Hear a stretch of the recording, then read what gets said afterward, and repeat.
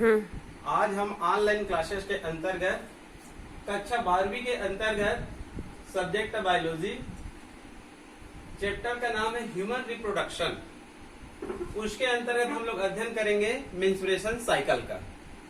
वैसे तो हम लोग पिछले पीरियड में ही मेंस्ट्रुएशन साइकिल का अध्ययन कर लिए थे, तो मेंस्ट्रुएशन साइकिल के बारे में हम लोग थोड़ा सा पुनः अध्ययन कर लेते हैं, फिर उसके जस्ट बाद हम लोग आगे बढ़ेंगे।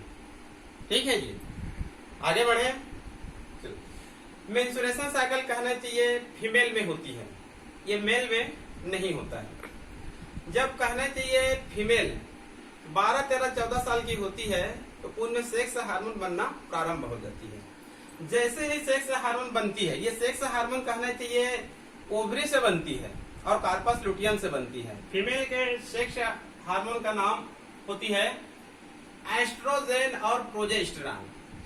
एस्ट्रोजेन और प्रोजेस्टेरॉन, इस हार्मोन के निर्माण शुरू होते ही फीमेल में मेंस्ट्रुएशन साइकिल प्रारंभ हो जाती है। ये मेंस्ट्रुएशन साइकिल अल्टरनेट रूप से चलती रहती है, एक बार लेफ्ट ओवरी में और एक बार राइट ओवरी में। जब मेंस्ट्रुएशन साइकिल की प्रथम बार शुरू होती है तब इसको मेनार्की कहा जाता है। जब अंतिम बार होती है 50-52 साल की उम्र में, तब कहने की इसको मेनोपॉज कहा जाता है। क्लियर? जो मेंस्ट्रुएशन साइकिल होता है 1 से 28 दिन तक लगातार चलती रहती है, मतलब अलग अलग दिन में अलग अलग कुछ कार्य होते रहते हैं। तो हमको कहना चाहिए, एक बार पुनः जल्दी से जान लेते हैं, 1 से 4 दिन। 1 से 4 दिन इसमें कहना चाहिए ब्लीडिंग की क्रिया होती है। 5 से 13 दिन इसमें कहना चाहिए जो यूटेरस का एंडोमेट्रियम लेयर होता है उनका रिपेयर होती है, और यहीं पर कहना चाहिए पुटिकाओं का भी निर्माण होती है। और सबसे महत्वपूर्ण होता है 14 डेज, मतलब 14वें दिन। 14वें दिन में कहना चाहिए अंडाणु का निर्माण होती है। ठीक, उसके बाद जैसे कि अंडाणु का निर्माण मान लो हो गए हैं, तो अगला जस्ट 15 से 19 में कहना चाहिए अंडाणु का फर्टिलाइजेशन होती है, या फिर कहना चाहिए 15 से 19 में ही कहना चाहिए कार्पस लुटियम का भी निर्माण होती है। यही कार्पस लुटियम आगे चलकर प्रोजेस्टेरॉन नामक हार्मोन का निर्माण करती है। ये प्रोजेस्टेरॉन हार्मोन महत्वपूर्ण है फीमेल के शरीर के लिए, क्योंकि कहना चाहिए प्रोजेस्टेरॉन हार्मोन एक ऐसा हार्मोन है जो गर्भधारण अवस्था को बनाए रखती है। लगभग ये 7 माह तक सक्रिय रहती है। बाद में 8वें माह 9वें माह तक सक्रिय क्यों नहीं होती है? इसका कारण यह है कि फीमेल के शरीर में प्लेसेंटा विकसित हो जाती है। प्लेसेंटा ही आगे चलकर कहना चाहिए हार्मोन का निर्माण करने लग जाती है, मतलब प्रोजेस्टेरॉन का, जिसके कारण इसका कार्य विहीन हो जाती है, जिसके कारण ये 7 माह बाद कहना चाहिए विलुप्त हो जाती है। इसका दूसरा महत्वपूर्ण कार्य भी होती है, स्तन ग्रंथियों का विकास भी करती है प्रोजेस्टेरॉन। ठीक, उसके बाद कहना चाहिए 20 से 25वें दिन आती है। 20 से 25वें दिन, 20 से 25वें दिन में क्या होता है, यदि अंडाणु का फर्टिलाइजेशन हो गया है तो अंडाणु कहना चाहिए फेलोपियन ट्यूब से ट्रांसफर होकर कहाँ चली जाती है? यूटेरस में चली जाती है। इसको कहना चाहिए रोपित कहते हैं। फेलोपियन ट्यूब से गर्भाशय में जाना रोपित, इम्प्लांटेशन कहा जाता है। और उसके बाद कहना चाहिए 26 से 28 दिन है। यदि अंडाणु का निषेचन हुई थी तो कार्पस लुटियम सक्रिय, और यदि अंडाणु का निषेचन नहीं हुई थी तो कार्पस लुटियम भी क्या हो जाती है? डेथ हो जाती है। और अंडाणु और कार्पस लुटियम आगे चलकर कहना चाहिए ब्लीडिंग क्रिया करती है, तो पुनः 1 से 4 प्रारंभ हो जाती है। तो इस प्रकार से कहना चाहिए मेंस्ट्रुएशन साइकिल 1 से 28 दिनों की होती है, और ये कहना चाहिए लगातार अल्टरनेट रूप में लगातार चलती रहती है। क्लियर? लेकिन आजकल ये देखा गया है कि जो मेंस्ट्रुएशन साइकिल होता है 28 दिन की तो होती है, लेकिन अनियमितता के कारण, मतलब खान पान में अनियमितता, प्रदूषण, इसके कारण इसमें आजकल बहुत सारे अनियमितता पाई जाती है। मतलब कोई जरूरी नहीं है कि 28 दिन, कभी 30 दिन, कभी 30, कभी 32, ऐसे कहना चाहिए अनियमितता रूप में चलती रहती है, लेकिन कन्फर्म रूप से वो 28 दिनों की ही होती है। उसके जस्ट बाद हम लोग अध्ययन करेंगे प्रिकोशियस मेंस्ट्रुएशन साइकिल। इसका हिंदी नाम है पूर्वकालिक मेंस्ट्रुएशन साइकिल। पूर्वकालिक menstruation cycle, precocious menstruation cycle, नाम से एकदम क्लियर है, हिंदी नाम में क्लियर है। प्रिकोशियस मतलब पूर्वकालिक, पूर्वकालिक ये है कि आजकल ये देखा जाता है जो लड़कियां होती है, फीमेल होती है, उसमें समय से पहले मेंस्ट्रुएशन साइकिल हो जाती है, मतलब 10 साल 11 साल में प्रारंभ हो जाती है। यदि समय से पहले हो गई तब इसको कहना चाहिए हम लोग प्रिकोशियस मेंस्ट्रुएशन साइकिल कहेंगे। इसके बारे में इतना ही करेंगे। ये सबसे महत्वपूर्ण है सुटेबल पीरियड फॉर प्रेगनेंसी, मतलब गर्भधारण की उपयुक्त परिस्थितियां, गर्भधारण की उपयुक्त परिस्थितियां कई यहाँ पर कहना चाहिए 5-6 पॉइंट में दी गई है जो गर्भधारण करने के लिए एक उपयुक्त परिस्थिति है। यदि ये परिस्थिति नहीं पाई जाएगी तो हो सकता है अंडाणु का फर्टिलाइजेशन ना हो। तो यहाँ पर देखते हैं क्या क्या परिस्थितियां होती है। पहला मैं यहाँ पर शॉर्टकट लिख दिया हूँ, इसको मैं थोड़ा सा डिटेल में आप लोग को बताता हूँ। ये लिख दिया हूँ शॉर्टकट 11वें से 18वें दिन, 11 से 18 डेज, ये मेंस्ट्रुएशन साइकिल का बीच का डेट है, 11वें से 18वें। यदि कहना चाहिए अंडाणु, हमको पता है अंडाणु का निर्माण कब होती है, 14वें दिन में होती है। तो कोई जरूरी नहीं कि 14वें दिन में ही हो, कभी 12, कभी 13, कभी 15, कभी 16, मतलब 2 दिन आगे 2 दिन पीछे, ठीक है ना। तो कहना चाहिए 14वें दिन तो है, लेकिन कोई जरूरी नहीं है, 2 दिन पीछे भी और 2 दिन आगे भी। अब हमको यह भी पता है कि जो अंडाणु जैसे ही निर्माण होती है, इनकी लिविंग साइकिल होती है 2 डेज, मतलब 48 घंटा। और इसी बीच कहना चाहिए, मान लो कहना चाहिए कोई भी फीमेल है, उनका कहना चाहिए मेल के साथ में संपर्क होती है। तो संपर्क होती है तो जो मेल का कहना चाहिए जो स्पर्म युक्त सीमेन होती है, स्पर्म युक्त सीमेन होती है, ये वेजाइना की सहायता से फेलोपियन ट्यूब में चली जाती है, वेजाइना की सहायता से फेलोपियन ट्यूब में चली जाती है। अब फेलोपियन ट्यूब में कहना चाहिए अंडाणु होती है।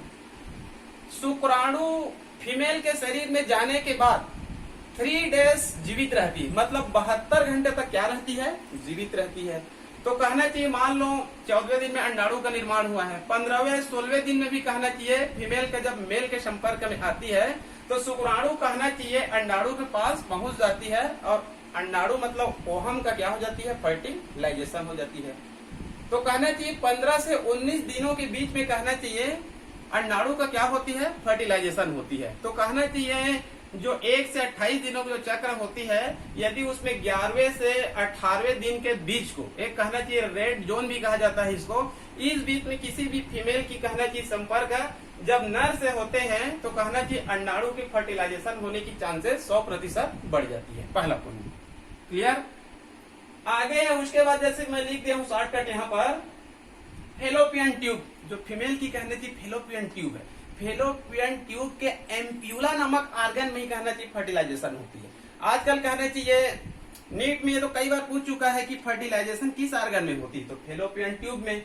अब उसको कहना चाहिए और आगे बढ़ा कर देते हैं क्वेश्चन को, फेलोपियन ट्यूब के कौन से आर्गन में होती है, तो हमको याद रखना है एम्प्यूला नामक आर्गन में होती है, एम्प्यूला। क्लियर। तो फेलोपियन ट्यूब में सूजन नहीं होना चाहिए, मतलब इन्फेक्शन नहीं होनी चाहिए। फेलोपियन ट्यूब एक दूसरे से चिपकी हुई नहीं पाई जानी चाहिए। फेलोपियन ट्यूब में किसी भी प्रकार की सूजन नहीं होनी चाहिए। यदि सूजन है, इन्फेक्शन है, चिपकी हुई है तो अंडाणु का फर्टिलाइजेशन नहीं हो पाएगा। क्लियर। आगे कहना चाहिए स्पर्म, जो स्पर्म होती है मेल के शरीर से फीमेल के शरीर में जाते हैं, तो स्पर्म की संख्या भी एक निश्चित मात्रा में एक रेंज में होनी चाहिए। जैसे कि ये कहा जाता है कि सीमेन में शुक्राणु की संख्या 20 करोड़ के आसपास होना चाहिए, लेकिन यह भी लिखा रहता है यदि 6 करोड़ से कम है, 6 करोड़ से कम है तो अंडाणु का फर्टिलाइजेशन संभवतः नहीं हो पाएगा। मतलब सीमेन में शुक्राणु की संख्या 6 करोड़ के आसपास या उससे ज्यादा ही होना चाहिए। यदि 1-2 करोड़ है तो संभवतः अंडाणु की फर्टिलाइजेशन नहीं हो पाएगा। तो कई बार ये देखा जाता है फर्टिलाइजेशन नहीं होने का कारण क्या है, तो फर्टिलाइजेशन नहीं होने का कारण यह होता है कि पुरुष के सीमेन में शुक्राणु की कमी होती है। जैसे मान लो इनकी संख्या कम हो गया, 50 लाख हो गया, 1 करोड़ हो गया, तब उसके लिए हम लोग शब्द उपयोग करते हैं ओलिगोस्पर्म,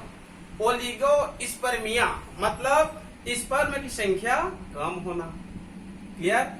और मैं लिख दिया हूँ एजोस्पर्मिया, नेक्रोस्पर्मिया। इसका अर्थ यह होता है कि जो शुक्राणु होता है उसका एक निश्चित गति की दर होती है, उसका निश्चित एक गति की दर होती है। तो दर कितनी होनी चाहिए शुक्राणु की? 3 से 4 mm प्रति मिनट। 3 से 4 mm प्रति मिनट, मतलब 1 मिनट में 3 से 4 mm की दूरी तय करनी चाहिए। यदि कहना चाहिए ये गति कम हो जाती है, ये गति कम हो जाती है, तब उसको हम लोग बोलते हैं एंजियोस्पर्मिया। यदि मान लो जो शुक्राणु है, यदि उसमें गति ही नहीं है, चलने की शक्ति ही नहीं है, अगतिशील स्पर्म, तब उसके लिए शब्द उपयोग करते हैं नेक्रोस्पर्मिया। यदि शुक्राणु की संख्या कम है तो ओलिगोस्पर्मिया, गति कम है तो एंजियोस्पर्मिया, गति नहीं है तब उसके लिए नेक्रोस्पर्मिया। क्लियर?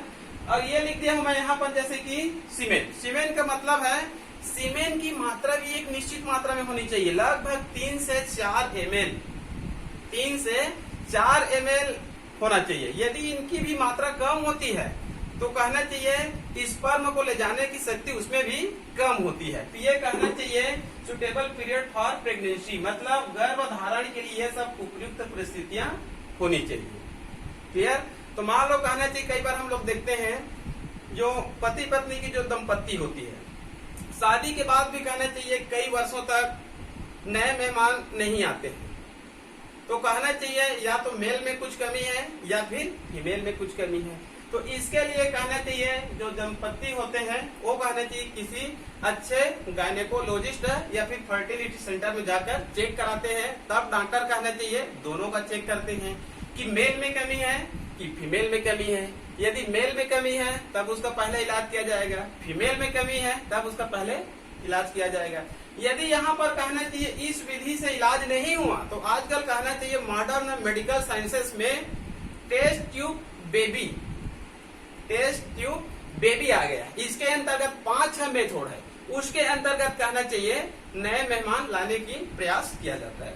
इन सब का अध्ययन हम लोग अगले चैप्टर में करेंगे, टेस्ट ट्यूब बेबी के बारे में। क्लियर? आगे समझ में? अब आगे है गैमेटोजेनेसिस, युग्मक जनन। अब आगे है गैमेटोजेनेसिस, युग्मक जनन, मतलब युग्मकों का निर्माण होना, युग्मकों का निर्माण होना। जैसे हमको पहले से पता है मेल में होता है टेस्टिस, मेन ऑर्गन, फीमेल में होती है ovary, main sex organ. Male में टेस्टिस और फीमेल में ओवरी। तो मेल में कहने की स्पर्मेटोजेनेसिस की क्रिया होती है, मेल के टेस्टिस में स्पर्मेटोजेनेसिस की क्रिया होती है और अंत में स्पर्म का निर्माण होगा। फीमेल के ओवरी में oogenesis की क्रिया होती है और अंत में ओवम की निर्माण होती है। तो दोनों को जब हम लोग संयुक्त रूप से मिला देते हैं तब उसको एक शब्द देते हैं गैमेटोजेनेसिस, मतलब युग्मकों का निर्माण होना। तो गैमेटोजेनेसिस 2 प्रकार का होता है, एक होता है स्पर्मेटोजेनेसिस, स्पर्म का निर्माण होना, oogenesis, ओवम का निर्माण होना। ये कहना चाहिए मानव के गोनाड ऑर्गन में होती है। जनन, जनन मतलब टेस्टिस और ओवरी दोनों को संयुक्त रूप से मिलाकर हम लोग गोनाड कहा जाता है, हिंदी में जनन। क्लियर? गैमेटोजेनेसिस। तो पहला इसका अध्ययन करते हैं हम लोग स्पर्मेटोजेनेसिस। किसका अध्ययन पहले करेंगे? स्पर्मेटोजेनेसिस। अभी जस्ट मैं आप लोग को बताया था ये जो स्पर्मेटोजेनेसिस की क्रिया है ये मेल के टेस्टिस में होती है और अंत में कहना चाहिए स्पर्म की क्या होती है? निर्माण होती है। तो इसके बारे में आप लोग इस चित्र को ध्यान से देखना पड़ेगा। इस चित्र को आप लोग एक बार रफ कॉपी में बनाइए, नामकरण को याद कीजिए, तो अच्छे आप लोग चित्र बनाइए और अच्छे से चित्रांकन कीजिए, फिर आपको इसमें पूरे में पूरे नंबर मिलेगा। इसका जो वर्णन है वो ज्यादा माने यहाँ पर नहीं रखता है, ये अधिकांशतः किसी न किसी सेट में अवश्य आती है। पुराने सिलेबस में तो कहना चाहिए हर साल ये आते थे, या तो स्पर्मेटोजेनेसिस या फिर oogenesis। ठीक है जी। तो इसका हम लोग चित्र को देखते हैं, पहले थोड़ा सा बता देता हूँ फिर चित्र देखेंगे। चित्र भी बहुत सिंपल है और ये बहुत ही सिंपल है। पहला देखते हैं स्पर्मेटोजेनेसिस। स्पर्मेटोजेनेसिस मतलब स्पर्म का निर्माण होना। तो स्पर्म का निर्माण कहना चाहिए 2 चरणों में होती है। कितने चरणों में होती है? 2 चरणों में। पहला है फॉर्मेशन ऑफ स्पर्मेटिड, पहला है फॉर्मेशन ऑफ स्पर्मेटिड, मतलब स्पर्मेटिड का निर्माण होना। पहला पॉइंट है फॉर्मेशन ऑफ स्पर्मेटिड, स्पर्मेटिड का निर्माण होना। क्लियर। दूसरा पॉइंट है जब पहले चरण में स्पर्मेटिड का निर्माण हो जाएगा, पहले चरण में स्पर्मेटिड का निर्माण हो जाएगा, ये स्पर्मेटिड है, मतलब पहला चरण यहां से यहां तक है, ये स्पर्मेटिड का निर्माण हो गया। तो जो स्पर्मेटिड होता है दूसरे चरण में मैं लिख दिया हूं मेटामॉर्फोसिस, कायंत्रण क्रिया, इसका दूसरा नाम है स्पर्मेटोलियोसिस, स्पर्मेटोलियोसिस। तो यहाँ पर लिख दिया मैं, देखिए स्पर्मेटोलियोसिस, मतलब ये स्पर्मेटिड है, यहाँ पर दिख रहा है ना स्पर्मेटिड, ये स्पर्मेटिड है चारों। तो यहाँ पर कौन सी क्रिया होगा, तो स्पर्म का निर्माण होगा, स्पर्मेटोलियोसिस, स्पर्मेटोलियोसिस। इसका दूसरा नाम होता है मेटामॉर्फोसिस। तो शुक्राणु का निर्माण कितने चरण में होगा, 2 चरण में। पहला चरण याद रख लेंगे फॉर्मेशन ऑफ स्पर्मेटिड, और दूसरा होता है मेटामॉर्फोसिस या फिर स्पर्मेटोलियोसिस। पहले के अंतर्गत 3 भाग है, पहले के अंतर्गत 3 है। जैसे कि पहला है मल्टीप्लीकेशन, पहला क्या है मल्टीप्लीकेशन, दूसरा है ग्रोथ फेज मतलब वृद्धि फेज। मल्टीप्लीकेशन मतलब गुणन फेज, मल्टीप्लीकेशन मतलब गुणन फेज, मतलब 1 से 2, 2 से 4, 4 से 8, इसको मल्टीप्लीकेशन बोलते हैं, गुणन। दूसरा है ग्रोथ फेज, ग्रोथ फेज मतलब वृद्धि प्रवस्था, मतलब आकार में वृद्धि होना। तीसरा है मेचुरेशन फेज, मेचुरेशन मतलब होता है डिवीजन फेज, मेचुरेशन फेज मतलब क्या होता है, डिवीजन फेज। तो ये यहाँ पर कहना चाहिए 1, 2, 3। अब इस चित्र को देखते हैं हम लोग, यहाँ पर चित्र में एकदम से क्लियर है। जैसे कि ये पहला मैं लिख दिया हूँ, ये पहला चित्र है, इसको लिख दिया हूं मैं primary germ cells, primary germ cells. ये प्राइमरी जर्म सेल्स कहना चाहिए किसमें पाई जाती है, ओवरी में पाई जाती है। किसमें होती है ये, ओवरी में, प्राइमरी जर्म सेल्स। ठीक है जी। तो पहला है फॉर्मेशन ऑफ स्पर्मेटिड 1, 2, 3। तो पहला मैं लिखता हूं यहाँ पर 1, 2, 3, 1, 2, 3। पहला है मल्टीप्लीकेशन फेज, सेकंड है ग्रोथ फेज, और तीसरा है मेचुरेशन फेज। क्लियर। तो पहला देखते हैं मल्टीप्लीकेशन फेज। तो देखिए यहाँ पर क्या होगा, गुणन होगा, 1 से 2, 2 से 4, ये गुणन हुआ। उसके बाद है ये ग्रोथ फेज, दूसरा क्या है ग्रोथ फेज। तो ग्रोथ फेज में देखिए ये आकार में थोड़ा सा वृद्धि किया हुआ है, इसमें से एक को ले लेते हैं और बड़ा बना देते हैं, वृद्धि हो गया। अब इसमें आगे चलकर क्या होगा, मेचुरेशन मतलब डिवीजन होगा। तो यहाँ पर पहला डिवीजन होगा तो 1 से 2 बनेगा, दूसरा डिवीजन होगा तो 4 बनेंगे। तो ये कहना चाहिए इतना क्या है, ये फॉर्मेशन ऑफ स्पर्मेटिड, मतलब पहले चरण में हमको स्पर्मेटिड का निर्माण होना है। क्लियर। इस चित्र को बनाएंगे, देखिए पहला, दूसरा, तीसरा, 1, 2, 4, ये मल्टीप्लीकेशन फेज है। अब इसमें देखिए, इसको ध्यान याद रखना, 2n, इसमें भी 2n, इसमें भी 2n, मतलब ये सभी अभी डिप्लॉयड सेल्स है, क्रोमोसोम की संख्या आधी नहीं हुई है। जब अंडाणु के अंत में निर्माण होती है या शुक्राणु के अंत में निर्माण होती है तो कहना चाहिए दोनों हैप्लॉइड होती है। हैप्लॉइड वे कोशिका है जिसमें क्रोमोसोम की संख्या मातृ कोशिका से आधी होती है, मतलब हमारे शरीर में क्रोमोसोम की संख्या होती है 46। तो किसी कोशिका में कहना चाहिए 23 पाई जाती है, तब उस सेल्स को हम लोग क्या बोलेंगे, हैप्लॉइड सेल्स। तो अंडाणु और शुक्राणु दोनों ही कहना चाहिए हैप्लॉइड सेल्स होती है। जब दोनों में फेलोपियन ट्यूब में कहना चाहिए निषेचन होती है, तो निषेचन होने के बाद वो डिप्लॉइड सेल्स बनती है, मतलब डिप्लॉइड जाइगोट कहलाती है। क्लियर। तो कहना चाहिए ये सभी अवस्था में कोशिका किन से अवस्था में है, डिप्लॉइड सेल्स है अभी। अब यहाँ पर कहना चाहिए ग्रोथ फेज, इन चारों में से इसको लिए किसी को भी ले सकते हैं, क्योंकि हमको पता है शुक्राणुओं की संख्या, शुक्राणुओं की संख्या करोड़ों में बनती है। तो केवल यहाँ पर हम लोग एक चित्र बनाए जिसमें 4 बार रही, ऐसी कहना चाहिए प्राइमरी जर्म सेल्स कहना चाहिए अनगिनत होती है। तो कहना चाहिए शुक्राणु की संख्या कितनी बनती है, अनगिनत करोड़ों में बनती है। ठीक है। तो यहाँ पर देखते हैं ये भी 2n है ग्रोथ फेज में। क्लियर। अब यहीं पर याद रखना है मेचुरेशन फेज होगा, डिवीजन फेज। तो देखो इसको हम लोग पहले बोल दिए स्पर्मेटोगोनिया, यहाँ पर जो 4 बनी इसको क्या बोल दिए, स्पर्मेटोगोनिया। अब इसको बोलेंगे प्राइमरी स्पर्मेटोसाइट। जब ये दूसरी बनती है डिवीजन से तब बोलेंगे इसको सेकेंडरी स्पर्मेटोसाइट। ये हो गया प्राइमरी स्पर्मेटोसाइट और ये हो गया सेकेंडरी स्पर्मेटोसाइट। तो प्राइमरी स्पर्मेटोसाइट में कौन सा डिवीजन हुआ? First maturation division. कौन सा डिवीजन हुआ? First maturation division. तो एक से कितना बन गया? 2। हाँ, और यहीं पर याद रखना यही डिवीजन मियोसिस डिवीजन है। यही डिवीजन कौन सी डिवीजन है? मियोसिस, अर्धसूत्री विभाजन। और हमको पहले से पता है अर्धसूत्री विभाजन में जब नई कोशिका बनती है तो उनमें क्रोमोसोम की संख्या मातृ कोशिका से कितनी हो जाती है? आधी हो जाती है। ये सब समसूत्री विभाजन है। ये सब क्या है? समसूत्री विभाजन। आप लोगों को समसूत्री विभाजन और अर्धसूत्री विभाजन के बारे में कुछ पता है कि नहीं? समसूत्री विभाजन होती है हमारे शरीर के सोमेटिक सेल्स में, दैहिक कोशिका। हमारे शरीर में यहाँ जितना भी कोशिका है ये सब कहने चाहिए सोमेटिक सेल्स है, दैहिक कोशिका, देह का निर्माण करने वाली कोशिका। तो सोमेटिक सेल्स में समसूत्री विभाजन, माइटोसिस डिवीजन। तो एक से कितने बनेंगे? इसमें 2 बनेंगे। समसूत्री विभाजन माइटोसिस डिवीजन में एक से कितने बनेंगे? 2। और दोनों बनने वाली कोशिका में क्रोमोसोम की संख्या कितनी होती है? मातृ कोशिका के बराबर। मतलब 46 है तो 46। तो यहाँ पर देखिए इसमें 46, इसमें 46, इसमें 46। तो ये सब कौन सा डिवीजन है? ये माइटोसिस डिवीजन, 1 से 2, लेकिन क्रोमोसोम की संख्या मातृ कोशिका के बराबर। दूसरी डिवीजन होती है मियोसिस, मतलब अर्धसूत्री। नाम से क्लियर है, अर्धसूत्री विभाजन। एक कोशिका से इसमें 4 बनती है। एक कोशिका से इसमें कितने बनती है? 4 बनती है। लेकिन इस नई कोशिका में क्रोमोसोम की संख्या मातृ कोशिका के आधी हो जाती है। तो यहाँ पर देखते हैं, ये कहना चाहिए प्राइमरी स्पर्मेटोसाइट है। यहाँ पर जो फर्स्ट मैच्योरेशन डिवीजन हो रहा है, ये फर्स्ट मैच्योरेशन डिवीजन कौन सा डिवीजन है? First meiosis. कौन सा डिवीजन है? First meiosis. तो यहाँ पर क्रोमोसोम की संख्या क्या हो जाती है? आधी हो जाती है, जिसके कारण इसको हम लोग क्या लिख दिए हैं? ओनली N और N। N और N मतलब हैप्लॉइड सेल्स है। जब 2N लिखेंगे तब डिप्लॉइड सेल्स है। क्लियर?